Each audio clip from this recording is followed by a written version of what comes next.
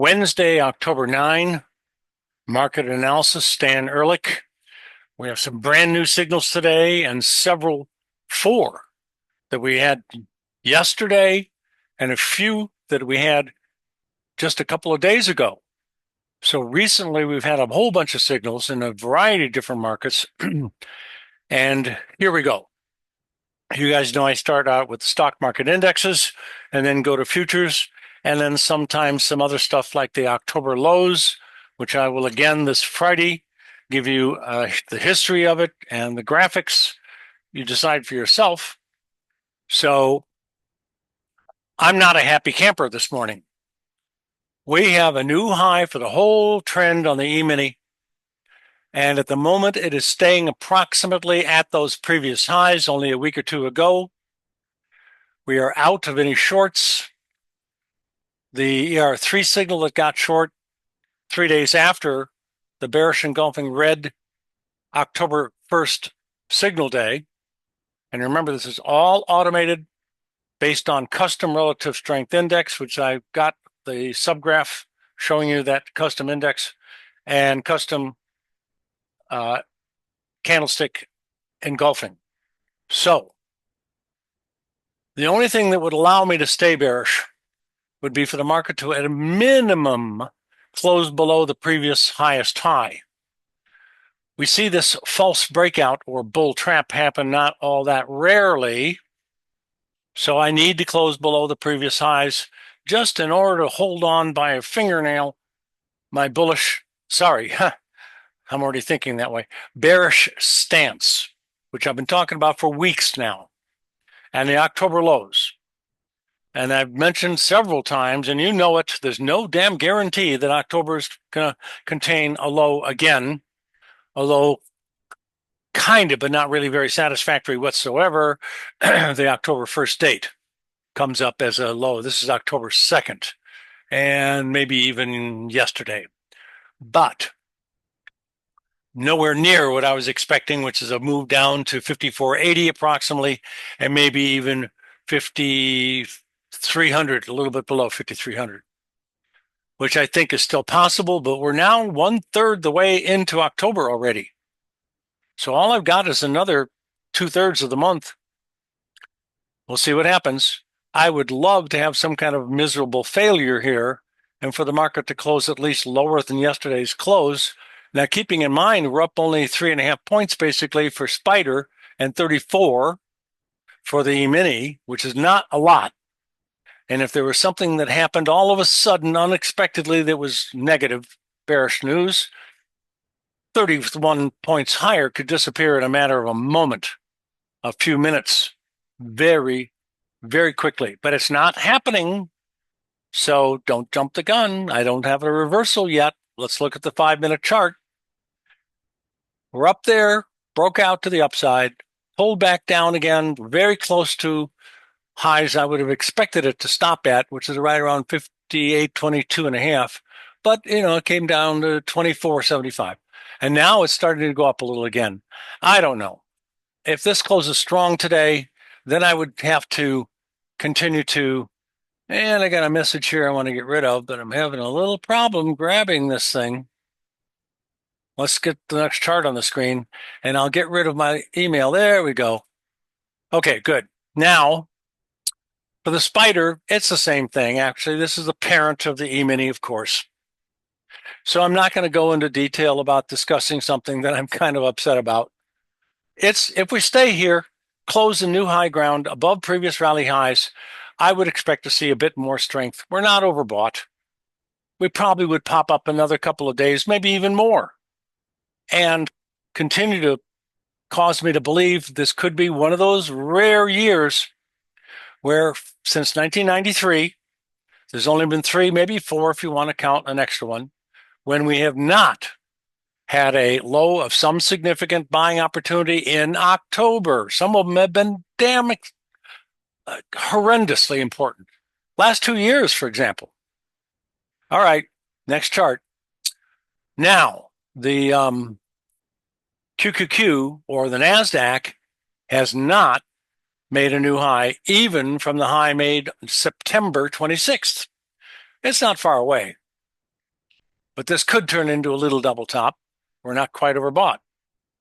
It has a ways to go to make a new historical high for the move, and that was way back on July 11th.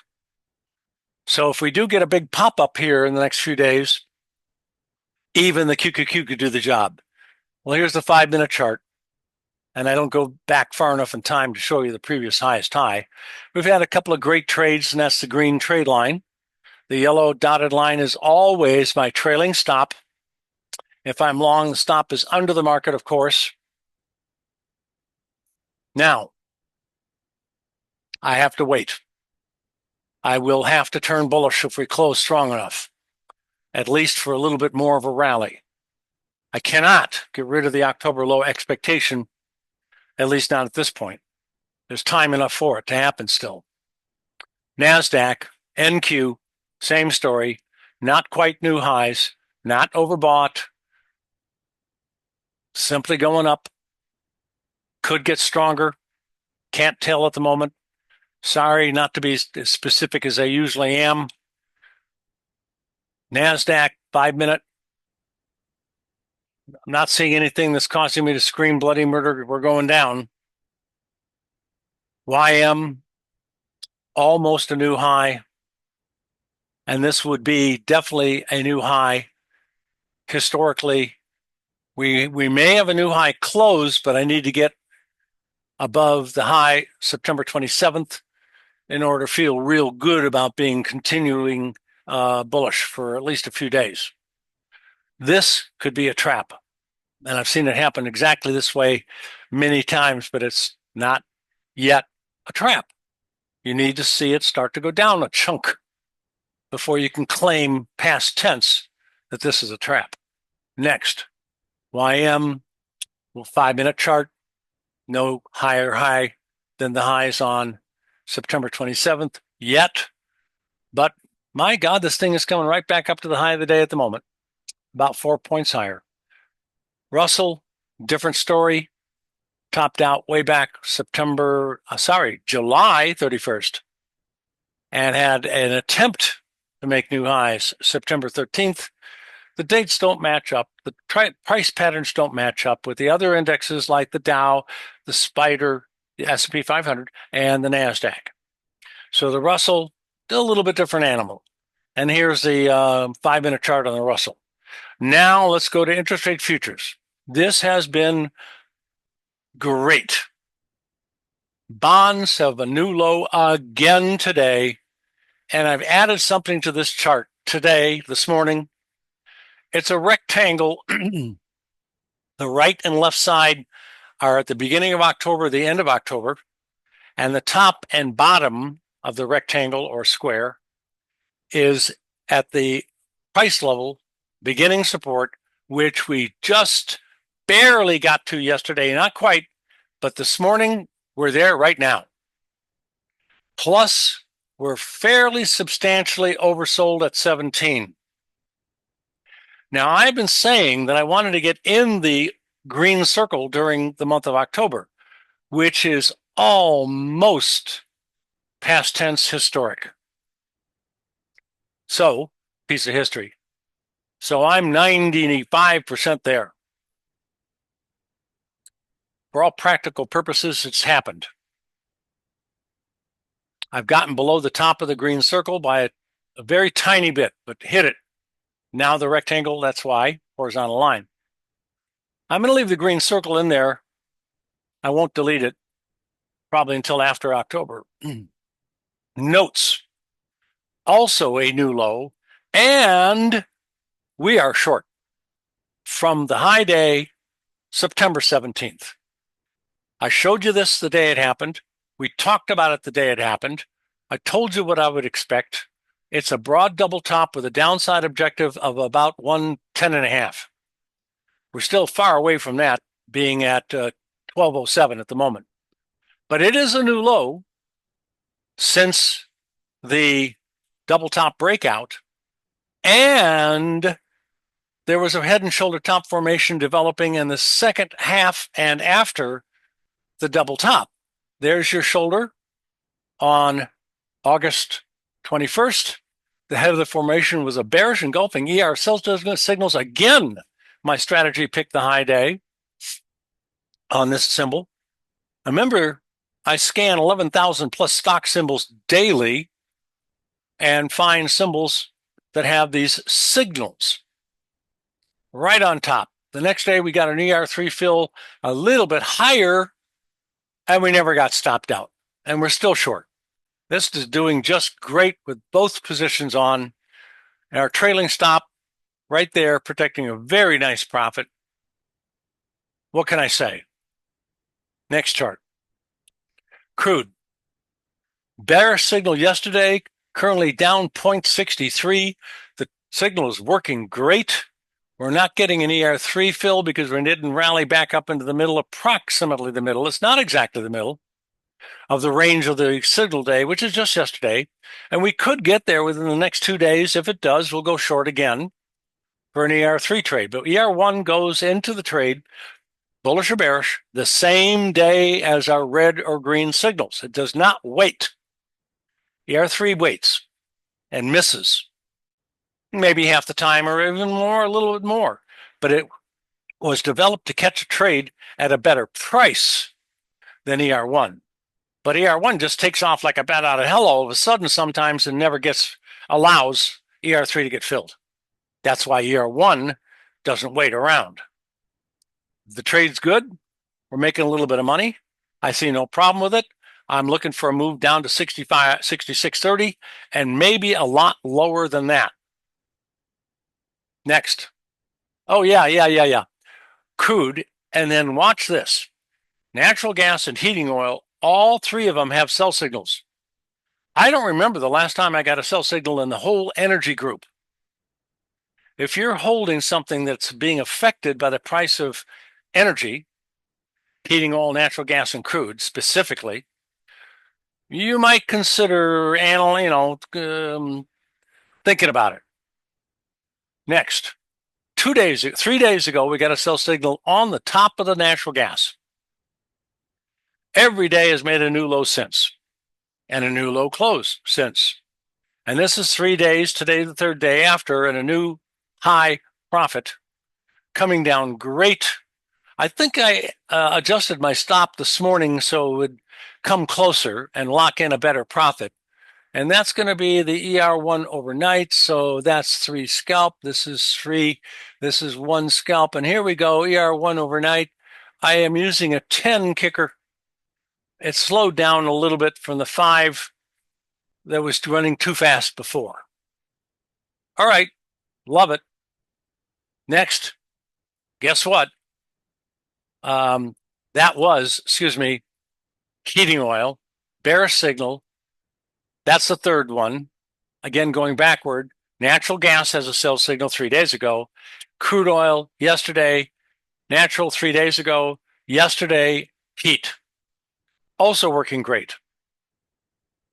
Damn, I love this.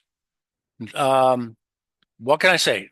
Move down probably to about 2.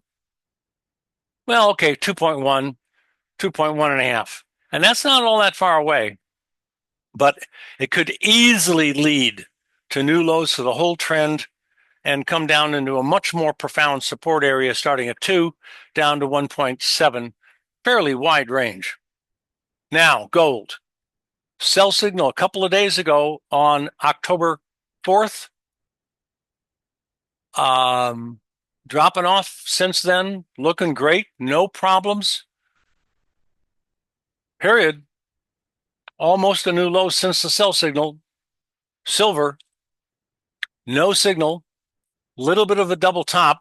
Let me look at gold again. This is not a double top, so silver may have one. If that's true, broke out to the downside yesterday because it made a low lower than this low. And the downside objective would not be that big a deal, down to probably about 29 and a half. That's not very far. But the fact that it's rolling over in a resistance area, having been overbought at the beginning of a test of resistance, leads me to believe it could come down to 27.7 and maybe even lower. Maybe even 27.5. Next, Platinum, dropping like a rock. New lows for, what is this, a month and a half, basically. Not really a double top, only a resistance area and overbought earlier conditions caused it to roll over. Today, new lows since the 11th of September, almost exactly a month. It's going to come down to 936, 937 or lower, in my opinion. Next, sell signal on the exact high day in copper and another one on Monday of this week. Drop to new lows yesterday and a drop, and again a large chunk today in new lows. Not oversold yet, but we are starting to get into some support.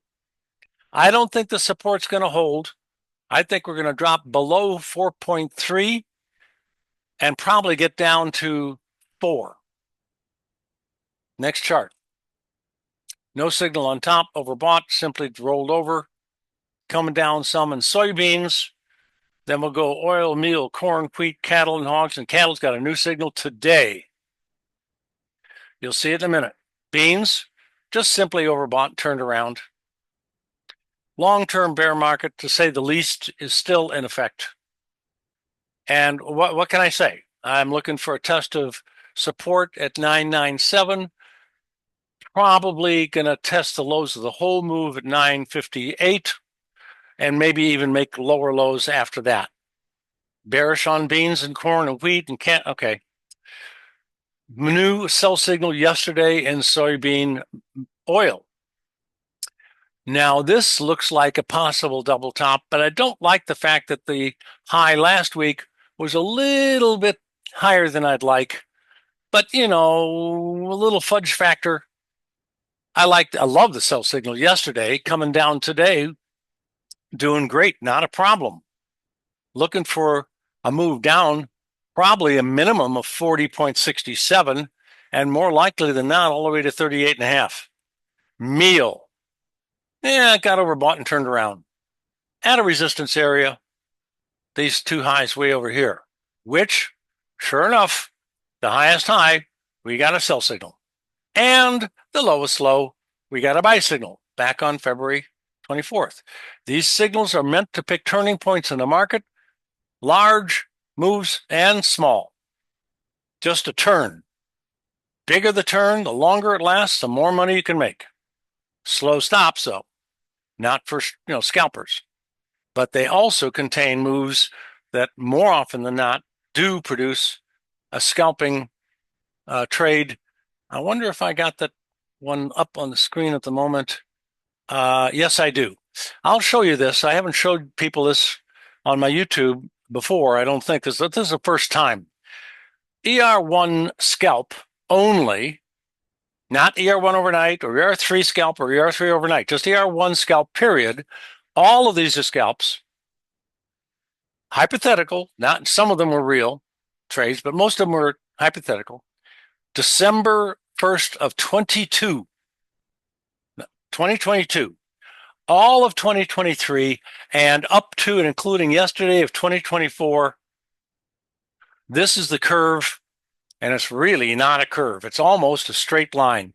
And that's exactly what you want out of a scalping system, any system, is no major drawdowns. Terribly important.